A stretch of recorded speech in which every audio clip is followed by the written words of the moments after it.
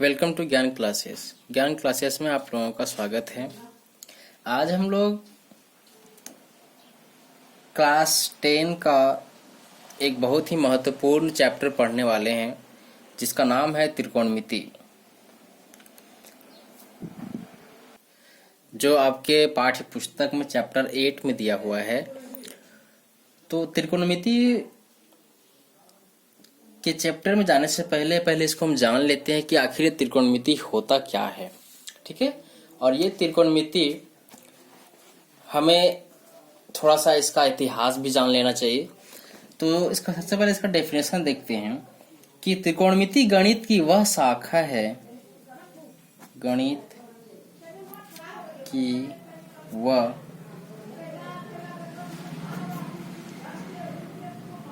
शाखा है जिसमें त्रिभुज और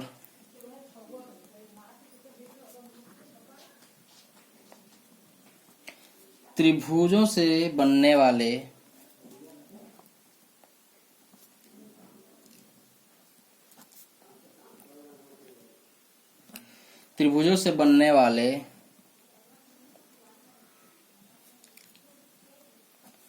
बहुभुजों का अध्ययन किया जाता है। ठीक है, बोलता है कि गणित का वह शाखा है जिसमें त्रिभुज और त्रिभुजों से बनने वाले बहुभुजों का अध्ययन किया जाता है। ठीक है, अब बात यहाँ पे त्रिभुज का है। अब यहाँ पे त्रिकोणमिति में हम लोग सभी प्रकार के त्रिभुज के बारे में तो पढ़ेंगे नहीं, तो यहाँ पे मेनली हम लोग पढ़ते हैं सबसे अधिक महत्वपूर्ण जो है वो है समकोण त्रिभुज। कौन सा, लिख देते इसको, इस बात को भी, कि त्रिकोणमिति में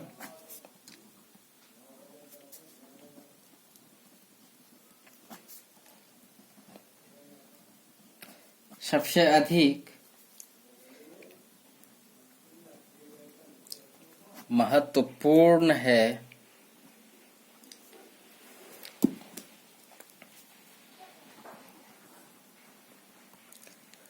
समकोण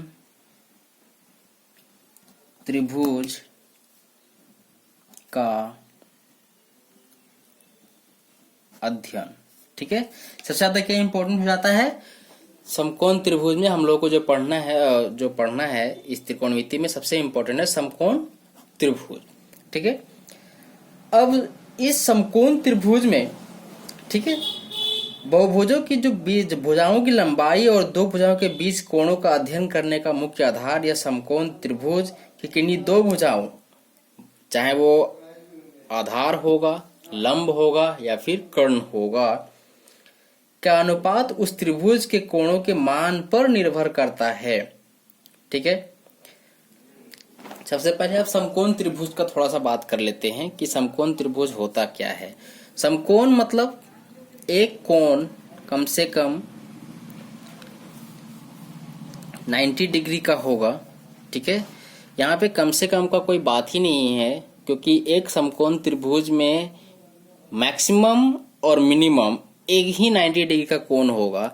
ये 90 डिग्री का नोटेशन है। ठीक है, ये कोण 90 डिग्री का होता है। अगर ये एक ट्रायंगल का नाम हम देते हैं ABC, तो ये समकोण हुआ, मतलब ये कोण 90 डिग्री का हुआ, तो बाकी दो कोण वो अलग अलग मान के हो सकते हैं।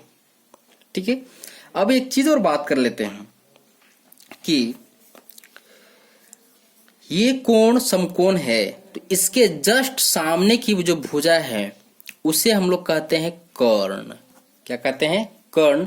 और इसको अंग्रेजी में बोलते हैं हाइपोटेन्यूस, जिसको H से डिनोट किया जाता है।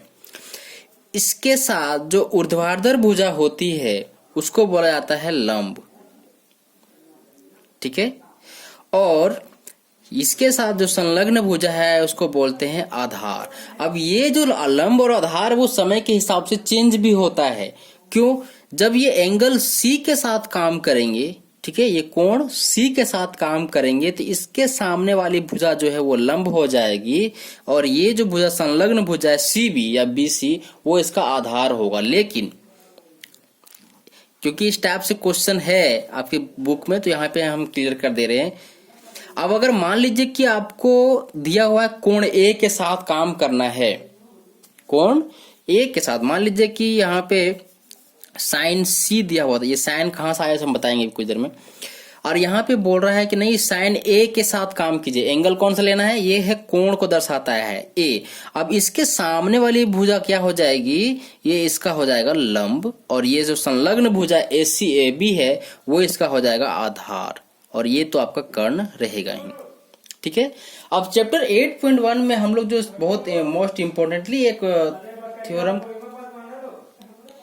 तो इस चैप्टर में हम लोग को पाइथागोरस प्रमेय को यूज करना है। ठीक है, पाइथागोरस एक यूनान के मैथमेटिशियन है, और इसी को हम लिखे हैं बोधायन प्रमेय भी लिखे हुए हैं।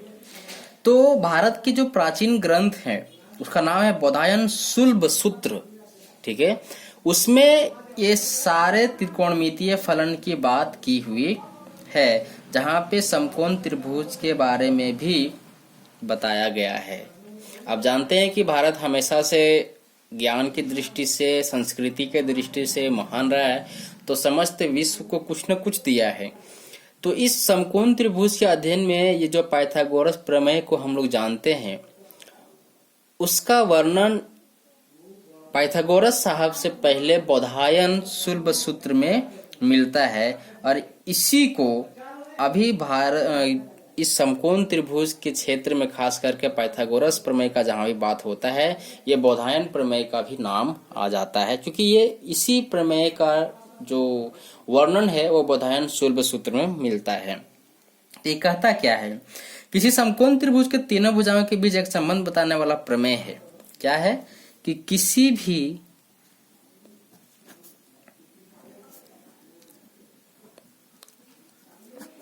समकोण त्रिभुज के तीनों भुजाओं के बीच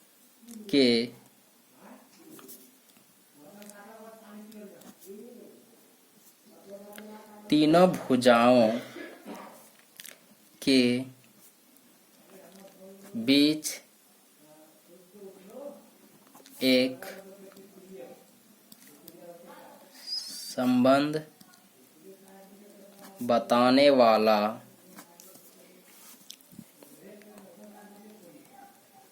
प्रमेय है। ठीक है, बताने वाला एक क्या है, प्रमेय है, जहां पर A square plus B square equal to C square को ये सिद्ध करेगा। जहां पे सी क्या है, सी भाई कर्ण है। ठीक है, और ए क्या होगा, ए और बी दो अन्य कोई भी भुजा हो सकता है। ठीक है, अभी हम बता रहे थे कि नहीं हाइपोटेनियस कर्ण को एच से डिनोट करते हैं, लंब को परपेंडिकुलर पी से डिनोट करते हैं, और बेस फॉर आधार को बी से डिनोट करते हैं। ये ही है। अब इसको हम लोग आते हैं आपसे चैप्टर पे, क्योंकि हिस्ट्री में अगर चले जाएंगे मैथमेटिक्स के खास करके इस पाइथागोरस प्रमेय वाला हिस्ट्री में तो लंबा हो जाएगा, लेकिन जितना जरूरी था उतना आपको बता चुके हैं। अब आते हैं सीधा चैप्टर में कि चैप्टर में हम लोग को करना क्या है। तो चैप्टर शुरू करने से पहले हम लोग को कुछ सूत्र फॉर्मूला जानना होगा, पहले उसको जान लेते हैं। ये एबीसी एक समकोण त्रिभुज का कोण बी क्या है, समकोण है। ठीक है, यहाँ पे सबसे पहले ये कर्ण है। ठीक है, ये लंब है और ये आधार है। कर्ण को हाइपोटेनियस एच से डिनोट करते हैं, आधार को बेस पी से डिनोट करते हैं, और लंब परपेंडिकुलर पी से डिनोट करते हैं। ठीक है, अब ये तीनों के बीच में क्या रिलेशन है सो समझिए। कर्ण जो है, कर्ण का जो स्क्वायर होगा वो लंब का स्क्वायर और आधार के स्क्वायर के जोड़ के बराबर होता है। मतलब कि कर्ण का स्क्वायर बराबर हो जाएगा लंब स्क्वायर प्लस आधार का स्क्वायर। अब कर्ण को कैसे डिनोट करते हैं हम लोग, एच से डिनोट करते हैं, लंब को पी से स्क्वायर, और ये आधार हो जाएगा बी का स्क्वायर। और ये रूट देखिए, स्क्वायर जब बराबर के सेकेंड साइड में जाएगा तो वो रूट में जाएगा, तो ये हो जाएगा अंडर रूट। अब यहां से आपको दो फॉर्मूला और मिल जाएगा कि अगर हमको लंब निकालना है तो आधार ये साइड आ जाएगा, तो लिखते हैं सीधा सीधा लंब बराबर कर्ण स्क्वायर माइनस आधार स्क्वायर, लंब स्क्वायर बराबर, इसलिए लंब बराबर क्या हो जाएगा कि H square minus B square. ठीक है, एक सेकेंड, ये लंब पी, या इसी को लिख सकते हैं P equal to H square minus B square. एक फॉर्मूला और निकलेगा, वो निकलेगा आपका आधार के लिए कि आधार का स्क्वायर बराबर हो जाएगा कर्ण का स्क्वायर माइनस लंब का स्क्वायर, या आधार फॉर बी स्क्वायर बराबर हो जाएगा H square minus P square, या यहीं पे निकाल लेते हैं B equal to H square minus P square. ये तीन फॉर्मूला हो गया। इसके अलावा अगर त्रिकोणमितीय फलन का बात करें तो वो होते हैं 6। तो ये हमारे त्रिकोणमितीय फलन है जहां पे साइन थीटा, ये थीटा क्या है, थीटा एक स्टैंडर्ड नोटेशन ऑफ एंगल है, कोण का स्टैंडर्ड नोटेशन है। ये थीटा के स्थान पे आपको सी मिलेगा, बी मिलेगा, ए मिलेगा, जो आपको देगा उसी के हिसाब से काम होता है। तो साइन थीटा इक्वल टू क्या फॉर्मूला क्या होता है, ये इसका फॉर्मूला हो जाएगा लंब बटा कर्ण, लंब बाय कर्ण। ठीक है, कोस थीटा में ये हो जाएगा आधार बटा कर्ण, टेन थीटा में हो जाएगा लंब बटा आधार,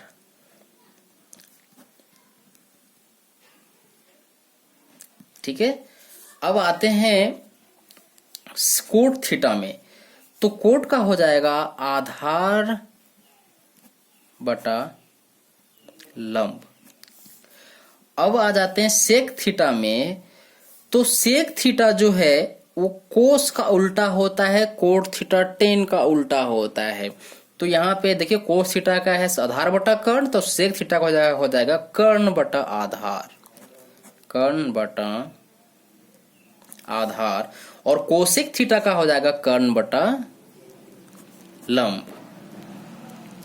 अब यहाँ पे कुछ उल्टा फॉर्मूला का हम बात कर रहे थे ना, देखिए जो कोट थीटा है वो होता है 1/10 थीटा के बराबर, मतलब 10 का उल्टा कोट, कोट का उल्टा 10। ठीक है, सेक जो है वो कोस के उल्टा होता है, और कोसेक जो है 1/sin थीटा के बराबर होगा। उसी तरह जब साइन थीटा का बात करेंगे तो ये 1/कोसेक थीटा के इक्वल होगा। ठीक है, जब कोस थीटा का बात करेंगे तो ये सेक के उल्टा होगा, तो ये हो जाएगा 1/सेक थीटा, और जब टेन थीटा का बात करेंगे तो कोट का उल्टा होगा, तो ये हो जाएगा 1/कोट थीटा। अभी इसमें हम पूरा कितना फॉर्मूला बता चुके हैं, 6 ये और 6 ये। मतलब क्या करना है आपको, बात को एक बार फिर समझ लीजिए कि one by cosec theta equal to sine theta, one by sec theta equal to cosec theta, one by cot theta equal to tan theta होता है, और 1/10 theta equal to cot theta, one by cos theta equal to sec theta, one by sine theta equal to cosec theta होता है। ये formula आपको याद रखने पड़ेंगे, तो सॉल्यूशन जब याद रहेगा तो सॉल्यूशन बहुत ही इजी हो जाएगा। चैप्टर 8.1 में इतना ही फॉर्मूला हम लोग को फिलहाल यूज करना है। तो ये अभी तक केवल इसका थ्योरी बताएं और इसका फॉर्मूला बताएं। ये चैप्टर जो 8.1 है उसका सॉल्यूशन आपको इस वीडियो का पार्ट 2 में मिलेगा, तो इसको आप पूरा कंप्लीट कर लीजिए, और जब ये कंप्लीट रहेगा तो उस वीडियो में जब आप दोबारा देखोगे इसका चैप्टर का सॉल्यूशन तो आपको ज्यादा समझ में आएगा। धन्यवाद।